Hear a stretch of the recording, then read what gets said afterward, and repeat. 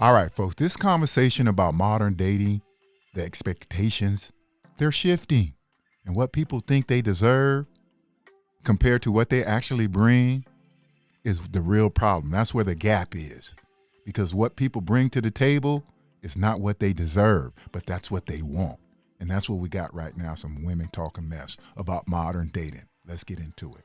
This comment saying that men are finding peace alone and don't really benefit from dating anymore. And honestly, some men probably do feel that way. But psychologically, we are not wired to thrive in isolation. Most people want connection, intimacy, and partnership. Now, the problem isn't that relationships don't benefit men. The problem is a lot of people were never taught social skills or emotional awareness that make relationships actually work. So instead of learning those skills, some people just decide it's easier to check out of dating entirely. Luckily, confidence, communication, and social awareness are all learnable skills. That's what we coach guys on inside Muse. We help men understand social cues, communication, and awareness so they can build real connections instead of just guessing their way through dating. Really sitting here trying to really think to myself, why should a man in 2026 actually date a woman or commit to a woman? Because I feel like when you are dealing with a man that fully has his life together,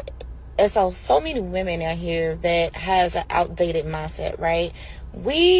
I'm not even gonna say we, because I'm really working on myself a lot, but women are not really bringing anything to the table, especially when dealing with a man that already has his foundation set. And that's the whole point.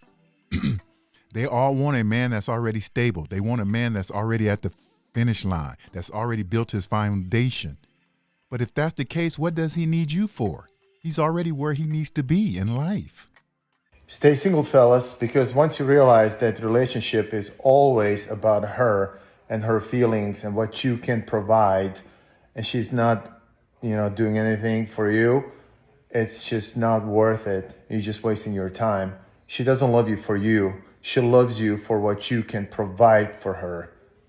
Always remember that.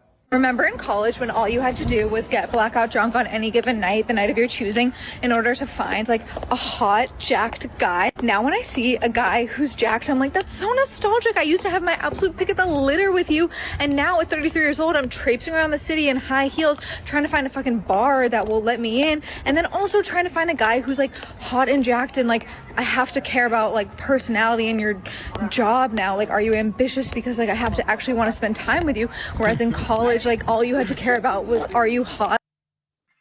See, that's crazy that she thought dating would be just like in college. That's the problem right there. The fact that she's worried about a man being hot, that never ends well for women. All that gets you is you land on your backside. And as a young woman, you shouldn't even be worried about that. The most important thing is, how does he treat you? That should be your number one priority when it comes to dating young women. I do not understand why they do not understand that.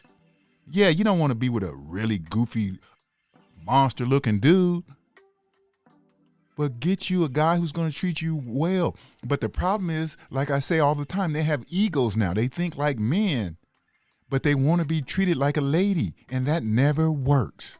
But they'll never understand that. Asking a woman what she brings to the table is like you guys asking a lady, oh, so what type of guy you like? Because then you could say whatever the fuck you want.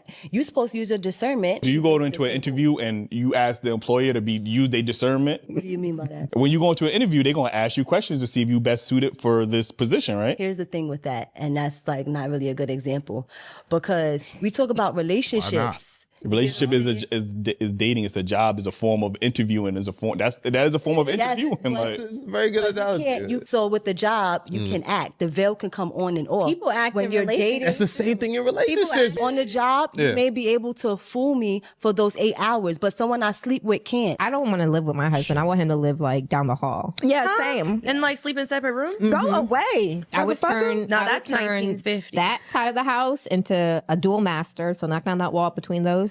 That's your side. That's my side. You can come stay with me whenever. I can come stay with you, whatever. But we have separate spaces, separate bathrooms, separate. I wouldn't do it that way, but I would definitely do like a woman cave and a man cave. I mean, like, sure, but where are you sleeping every night? Are you sleeping in the bed with your man? 100% every night. But throughout the day, I'm trying to read a book. Necessary. I'm trying to drink. I'm trying to do the things that I do. I want to play and make up.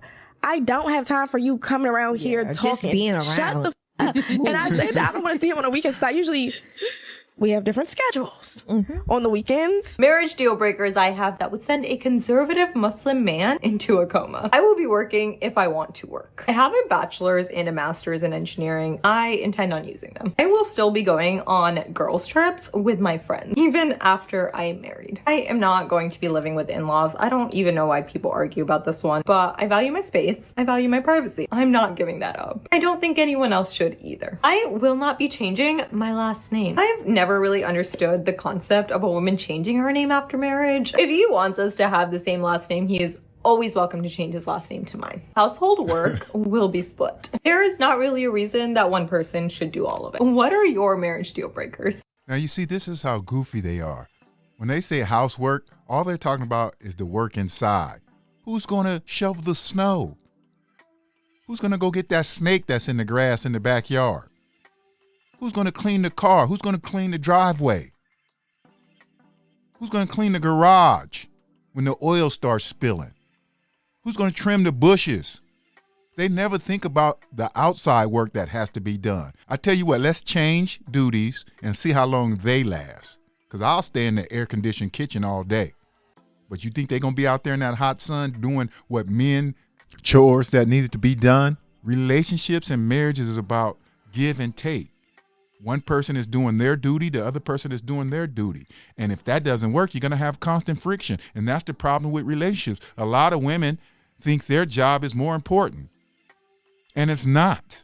You have to work together, but they don't understand that nowadays. I can't believe I used to deal with a man who would complain to me. The man I deal with now has never complained to me about anything. He probably has bad days. I wouldn't fucking know about him. Truly, he doesn't say anything, and you shouldn't. I don't want to know. I'm sorry, I'm not that kind of person. Like, I want you to vent to me every day. Please, please. I'm sorry. What do they care about men's mental health? I don't want to. No. I'm just getting this feeling lately that men are about to make a comeback in a new way. And it's just an intuitive feeling, but I'm usually right. They've been here. I feel as though there's going to be a wave of really emotionally intelligent men that start stepping into leadership positions, that start coming into union with strong and capable women. And you're going to start seeing them really come out of the woodwork. Those who have been quiet for some time or who have not been maybe in the forefront or have not been as seen or maybe have been shunned or pushed to the outskirts of society in the past based on past gender roles and the ways that men were raised. So I just have this. I have a question. So I think I speak for a lot of women. Where are the men that can't breathe when you talked to us? Couldn't breathe when we were touching you. When you were suffocating when we weren't next to you. Where are those men? You see the type of man they want? Just someone to obsess over them because they're insecure. They're insecure creatures. And because we want them. We want you to not be able to breathe when we're talking to you because you're so consumed by the thought of us that you are thinking about us and suffocating when we're not next to you. Nope. I don't know. Is it too much tax for it? I don't think so. Dating in 2026. New report claims the average date now costs millennials $252. $252? That's a bill. That money could go towards rent. That $252, that's a hair and nail appointment. Like, I'm thinking about what I could do with. Of course, because money is always you guys' focus. Money. Yeah, you always thinking about what you can do with it, especially his money. But the deeper issue here is value perception. When dating feels expensive, people start demanding more. But do they want to give more? No, they don't, but they want to demand more. And that's the problem right there. At its core, there's a mismatch in the mentality from what they expect you to give men and what they expect themselves to give to you, which is usually a little bit, nothing special. And that's the big problem right there. They don't want to give and take. They just want to take. They don't care about the man at all. You go on social media right now, look how many people making fun of men's mental health issues. A lot of women are online making fun of that. Okay? So anyway, that's it for this video. Until the next one, the truth will set you free.